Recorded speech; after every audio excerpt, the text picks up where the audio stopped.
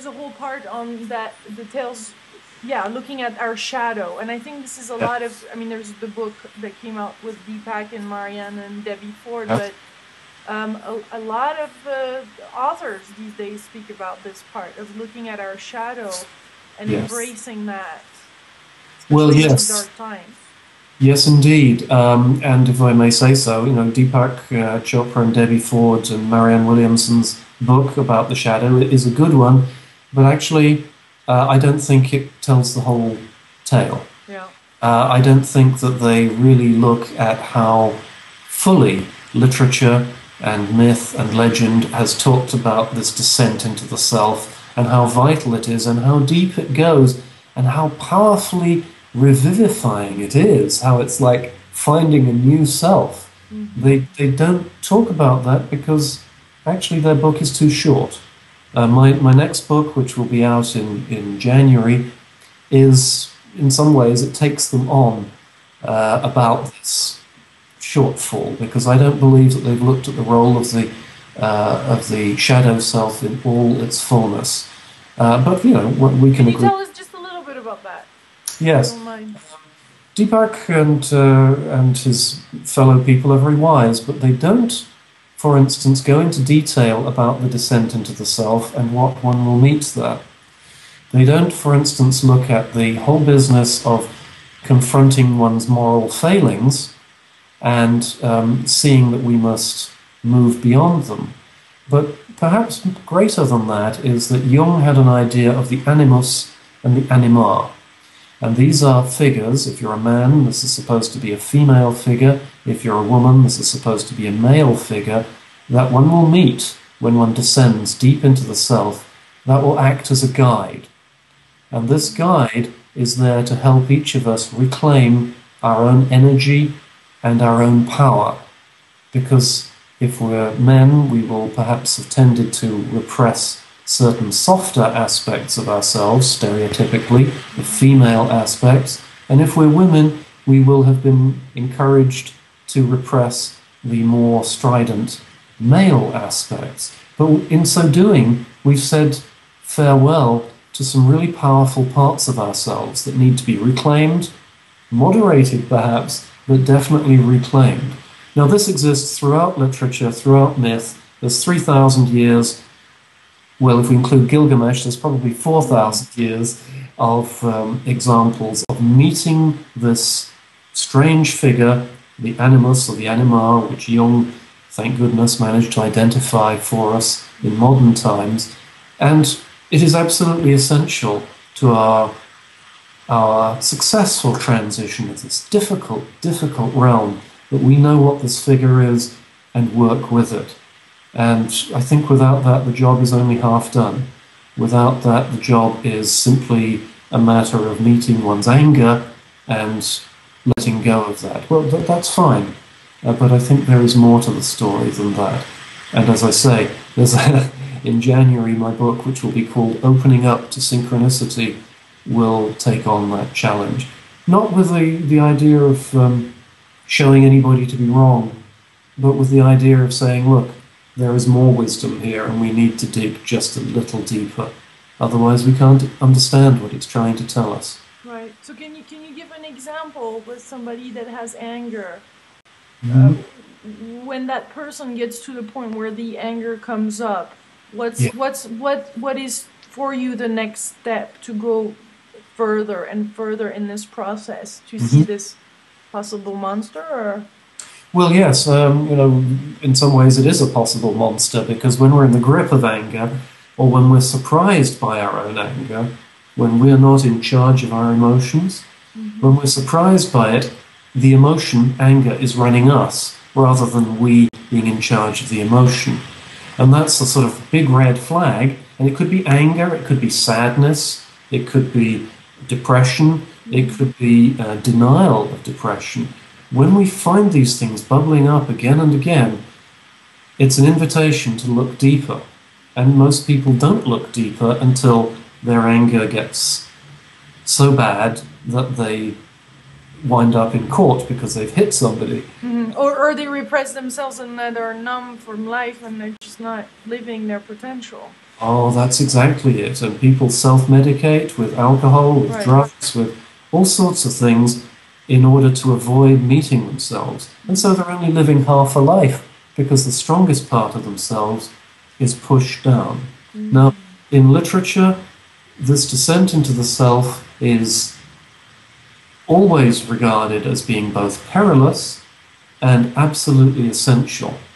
And there comes a point in say, if we think of Dante's Divine Comedy, he actually descends into hell. And as he goes down into hell, he sees all the sinners, people he's known, some of them, people he's liked, people he's disliked. And he looks at them and says, wow, that could have been me. I could easily have slipped into that. Oh my goodness. And he's guided all the way through by Virgil the poet until he reaches the edge of purgatory, and that's when he meets his anima. And his anima is this woman, this young woman called Beatrice. And Beatrice says, follow me, because I'm now going to show you what the positive side of your energy is. When you let go of the ego, which is what leads us towards sin, which is what leads us to be caught up in the worldly stuff. When we let go of ego, then we enter a realm of heart and love.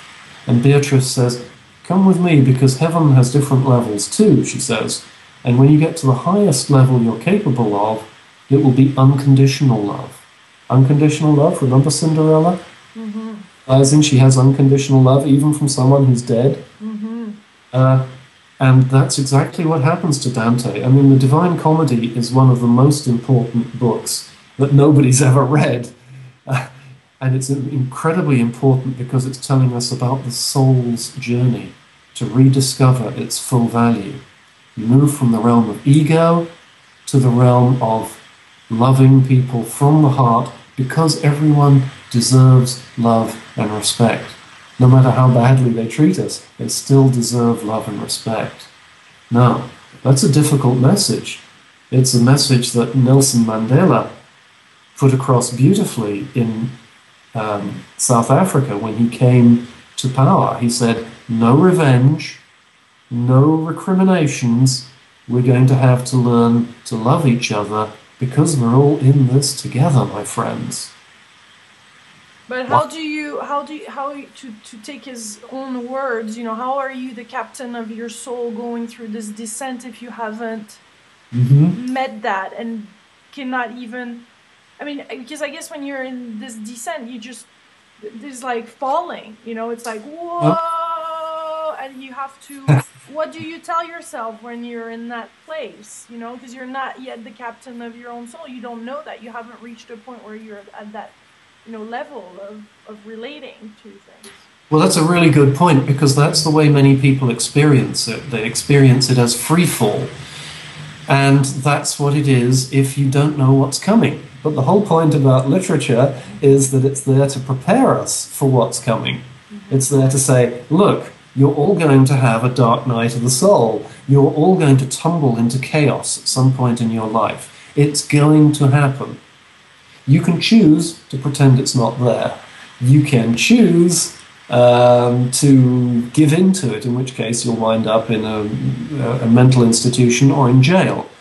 Or you can choose to say, oh, this is only the descent into the self. No need to panic, because these stories, like Grimm's stories, like the Divine Comedy, like so many other stories that I put before the reader, these stories are actually telling us a profound psychological truth. Here's something that, I often tell my counseling clients. Mm-hmm. When people are in mental distress, mm-hmm. when you're in the middle of distress, you've lost a friend, a family member, you feel the grief will never end. It will never get any better. Mm-hmm. And sometimes the most important thing I can say to them is, I know this hurts, but it will not hurt forever. It will end. It will fade into something else. Mm-hmm. And that is amazingly consoling to people, because when we're hurt, we think that's it for the rest of existence. Mm-hmm. It's not. It's a stepping stone. So that free fall you described, that as we tumble into the abyss, well, guess what? We do tumble into the abyss, but we're not unprepared. We know what's coming if we've been paying attention. And that's what's important. It's like anything, you know, any experience. If you don't know what's coming, you don't know how to assess it. If you know what's coming, you know how to assess it. You know, I went parachute jumping once as a child, a young man, as a child in my 20s. And the first time I did it, I jumped out of this plane and it really was, whoa! Yikes! I think I yelled all the way down until the parachute opened. And, But there's a certain trusting then in the process, or there's a certain, I mean, what is there? What are the tales pointing at that just allows this? I mean, is that a release? Is that a state of mind that you're in? I mean, or it's just about moving one step forward and just knowing that there will be something else coming up, and it'll be, because in the state of anger it can create a lot of damage, for example, if it's not taken in the right mindset or mind frame, whatever you call it. That's exactly it. And sometimes it's that shock which is the only thing that starts to make us take ourselves seriously. When we give in to anger and we discover, oh, I did that, oh, I can't believe that. And that's the moment when life is handing us a huge opportunity, which is, yes, you did this, now what are you going to learn from it? And so, you know, again, the tales let us know what's likely to happen. They say, you're going to find some challenges. Here's what you need to do when they happen. You know, in many of these tales, people are thrown out of the house. And this, in 1812, in Germany, if you were thrown out of the house or abandoned in the forest, which is what happens to Hansel and Gretel, you were going to be eaten by the creatures, or you were going to starve to death, but you weren't going to make it out alive. And so, once again, it says to us in symbolic form that we're all going to come across those parts of ourselves that we are horrified by, that frighten us, and we're going to find ourselves alone and wailing in the darkness. And it's okay, because we have inner resources, because other people have been this way before. We are not alone. It's a big lesson of literature. We are never alone. And then, as you say, there's the synchronicities that will bring the people or the tools that will help go back into this unconditional love or place of acceptance and forgiveness and compassion and kindness.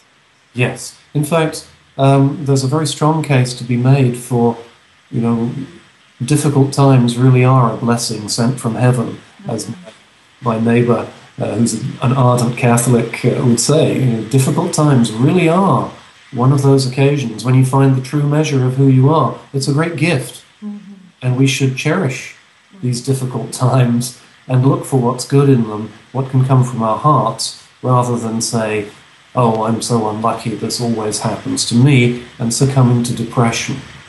We've always got the choice to slide into gloom. Right. It takes a lot of effort sometimes not to do that. And be present to that darkness, like just being present to the great things and being grateful. Yes, that's exactly it. So keep the eyes wide open, kind of thing, and feel, just feel. Yeah, that's living from the heart. Yeah, beautiful. Well, it's always such a delight to be speaking with you. Thank you. I look forward to your next book then. Are you popping them like pop, pop, pop? Well, sometimes you hit a groove, you know, and good things happen. So I've been fortunate, and I'm very thankful for that. But it seems to me everything I write because I believe it needs to be communicated. Yeah. And, you know, I try my ideas out on my classes and on my clients ahead of time. Yeah. And I say, oh yes, people really need to know this. Yeah. So that gives me the sense that, this is good timing. Yeah, you're in divine timing. Perfect. That's awesome. So the next thing is that you're contacting Hollywood, right, to have those Grimm's brother fairy tale a little bit straightened out. I'll get them to straighten themselves out one way or another. I mean, Oh, did you see the most recent, The Princess and the Frog? Did you see it? yeah. Yeah, it's a dreadful. Oh no, I haven't. Sorry, no, no. It's. Oh, I am sure it will sell a lot of copies, and little children will buy princess dolls, and Disney will make a lot of money. But let us not pretend that it has anything in it that is of enduring wisdom that we can take away, we adults, let alone children. So well done, Disney. I hope everyone has a lovely time, but thanks. I don't want any part of it. Right. Well, thank you, Dr. Allan Hunter. Lilou, I just want to remember everybody, where's my book? That this is the book, because I'm going to put this in another part, this last part that we did. So this is your latest one, the Princess, Frogs, and Ugly Sisters, The Healing Power of the Grimm's Brothers' Tales. Lilou, this is such a pleasure. Thank you.